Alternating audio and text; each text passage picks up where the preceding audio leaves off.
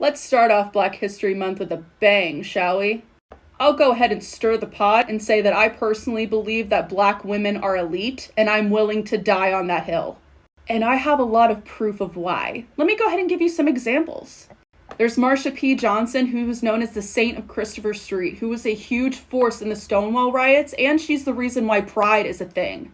There's Rosa Parks, who refused to give up her seat for a white man in 1955, and she ended up going to trial, and there was a huge boycott of buses, and there was a lot of people harassing her, but she still worked through it, and she ended up getting the Congressional Gold Medal, which is the highest honor a civilian can get. We also have Eartha Kitt, who was super vocal about so many problems, like women's rights and LGBTQ rights, and she was very, very vocal about being against the war and the trauma it would leave behind, which led to her being blacklisted until 1974.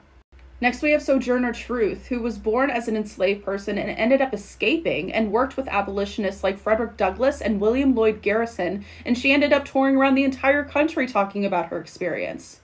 There's Harriet Tubman, who was an abolitionist who escaped slavery and used the Underground Railroad to help guide enslaved people to freedom when she was just in her 20s. She was also a spy and a scout for the Union forces, and she was the first woman to lead an armed assault during the Civil War. There's Maya Angelou, who started out as a singer, and then she later became an activist, and she was working with Malcolm X until his assassination, and even worked afterwards. She was the first Black woman to write a screenplay for a major film release, and she was the first woman to do an inaugural speech for Bill Clinton's inauguration.